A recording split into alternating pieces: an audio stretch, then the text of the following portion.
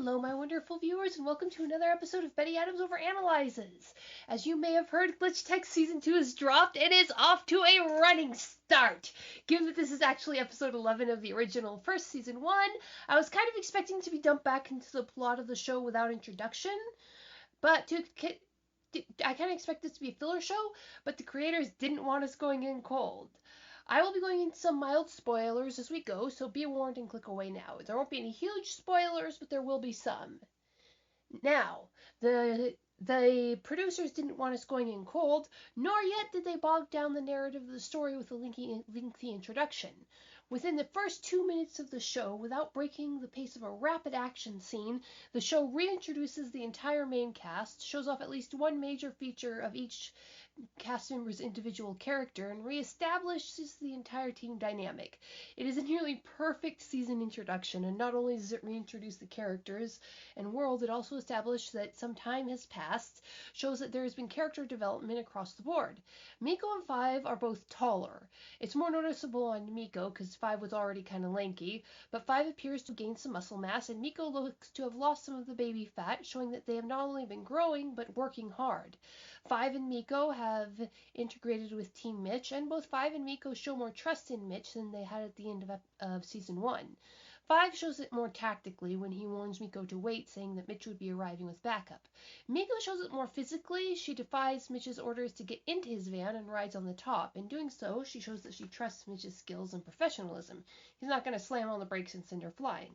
Mitch, in turn, shows by his order that he knows their respective skill sets intimately and trusts them to follow his orders. Now, I don't want to give too many spoilers, so I'll try to be big picture about the rest of the episode, but there are some things I have just got to talk about. So, here's my big confession. Apparently, in the past several months, I have completely forgotten how these creators work. That is the only explanation I have for my initial reaction to this episode. I remember reacting like this to the first episode, but that was before I knew these characters. You see, I got pretty seriously disappointed. I got about a quarter of the way into the episode, and certain plot elements made me sigh and just kind of slump emotionally. Nothing was bad, nothing wrong had happened, but it looked like this was a filler episode after all, despite the fast opening. It looked like the creators were going for a bland, common, perhaps even preachy storyline that I've seen 1,000 times, but I figured I'd just have to trudge through it till I got to the real episodes. I had completely forgotten that the super specific superpower these creators have, the power of hiding delicious plot twists behind common tropes.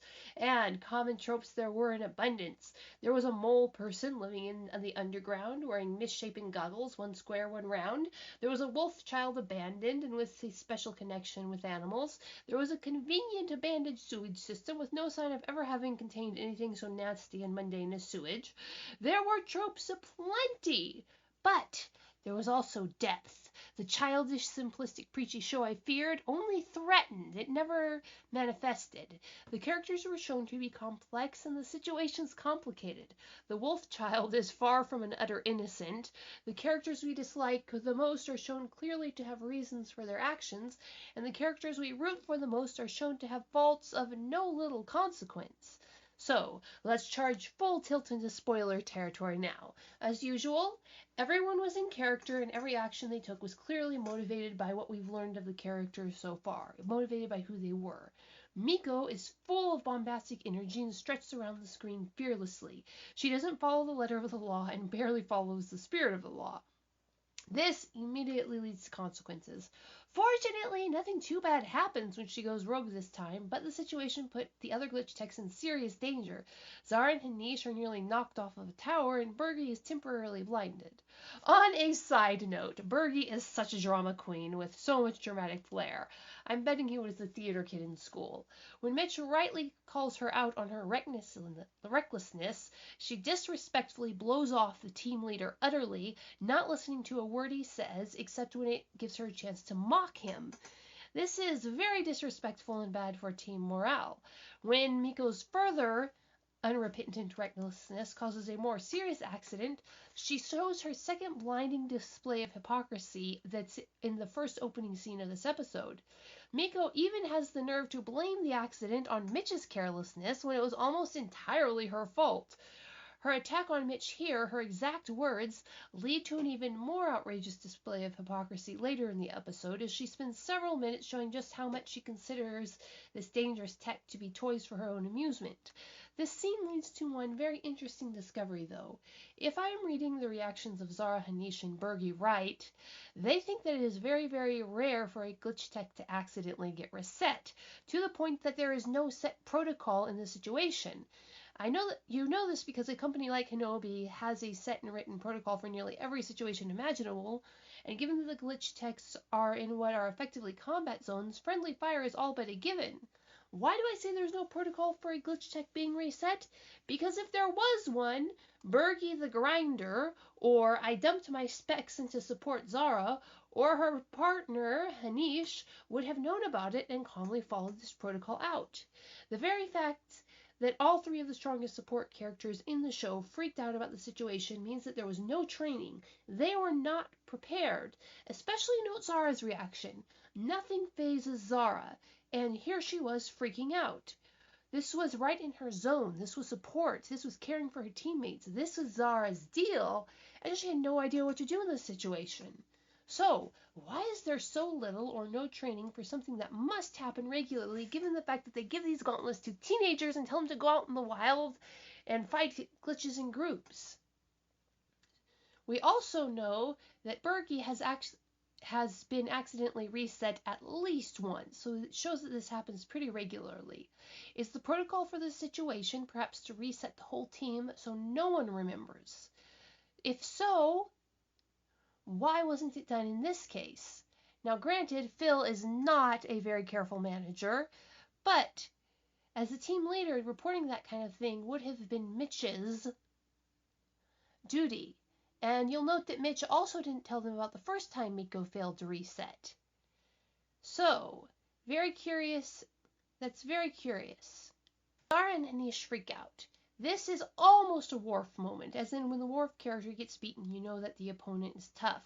When a Spock-like character like Zara freaks out, you know the situation is dire. Then comes the very odd moment with Mitch. Mitch sees and senses a moment of emotional weakness in Me-K.O, thinks for a moment, and then very deliberately pounces on it. Clumsily, mind, Mitch has dirt poor people skills in general, and he can't even be maliciously cruel very well because of this. And at first, that is what this appears to be. Mitch is taking advantage of a moment of social isolation to wound Me-K.O deeply for no apparent reason. That really stuck out to me. That is not Mitch's behavior. He can be pretty thoughtless and uncaring, but he's never been deliberately cruel up to this point. But that was a very deliberate action. It sticks out like a sore thumb. The episode goes out of its way just before this to show the bonds of trust that have been slowly growing between Mitch and the team. And then the episode has Mitch go and betray that trust for apparently no reason at all in front of everybody. It kind of makes me wonder if these 2 points are connected. Maybe Mitch was trying to divert attention away from what had happened with this obvious show of bad behavior to make Zara and Hanish and Bergie too awkward to mention it to Phil. But this is made all the weirder because Mitch never does anything without a reason. Could that be his reason, or what could it be? There are, however, 2 elements that might be hints to this mystery. Mitch hesitates a moment before he jumps on Me-K.O's wound, and his face gets thoughtful. On a side note, the animators are masters of putting nuance into the expressions of these simple cartoon faces. It is a moment of less than a second, but you can clearly see the moment of revelation and the calculation going on in Mitch's head. He noted something and made a tactical decision there. So he wasn't just being randomly cruel. Then afterwards, he backs away from the situation with body language we have seen before. He slides back like that from whatever he considers to be a danger that he can't confront directly, like when the mapper glitch confronted him at the arcade using Casino. So Mitch might have considered this situation a threat. Then, when Me-K.O defies his cruel taunt at the end of the episode, he is simply frustrated, even mildly frustrated, as if the point wasn't an important one now. At this point, having only watched the first episode, I have 2 theories that are not necessarily mutually exclusive. First, Had the conversation gone on calmly, Mitch might have been asked by Zara and Hanish how he knew Me-K.O was reset-proof, which might have led to the messy incident where Mitch was caught red-handed, well, red-faced, stealing pasta from this very location. It's an odd connection and a coincidence. But that still seems too petty a motivation to be the driving force behind Mitch's actions. Mitch can't be oblivious to the fact that that behavior made him look bad in front of his entire team. The second theory is that Mitch was doing his warped best for Me-K.O and the team. Me-K.O had just seriously endangered herself and the team. People did get hurt. People could have gotten hurt a lot worse. Mitch might have been playing the part of a good tiger mom here, protecting his little blueberries with what he justified to himself as a necessary brutality. Publicly berating children really doesn't do wonders for their obedience, but that hasn't stopped generations of tiger moms from trying the method. If Mitch could weaken her confidence, break her hubris, he might be able to keep her and the team safer ultimately. Again, either or both of these theories might be equally right or wrong. But the interaction does establish that no one on the team knew how Me-K.O and Fives got hired. An odd bit of secrecy in an otherwise trusting team at a small store in a small city. It also highlights one of Me-K.O's more serious character flaws, her self-absorption. She held a grudge against Fives for siding with Mitch, as she called it. But not only did he not side with Mitch, not only did he verbally try to reassure Me-K.O, he was the only tech to physically place himself next to Me-K.O, when all the rest literally sided with Mitch. Because Five didn't 100% agree with her every point, she accused him of turning on her. This is a perfectly normal bit of emotional delusion for a teenager, and delightfully well executed. This is something very real. That's one of the things I really like about this show. Me-K.O's character is just so human. She makes all the mistakes that you make as a teenager growing up. Now, as I said, this show isn't preachy. It's not heavy-handed. But this episode does have a bit of a lesson in it, one you see far too rarely in children's media. When people, even the best people, are presented with something new and strange, something weird, something that breaks the rules of the world that they have been taught, you have to give them time to adapt, because it is normal to have a strong negative reaction to anything that breaks the rules like that. This is something I struggle with a lot. As someone on the spectrum, I hate changes. Anytime anyone in my family gets a new haircut, myself included, I hate it for 48 hours. Over the years, I've learned to hide my natural reactions so I don't distress or offend other people, but that is me hiding my natural reactions to make other people more comfortable. I have also extracted an understanding from friends and family that I will not answer questions of opinion for 48 hours after any major change. It's a natural give and take that's part of learning to live with people.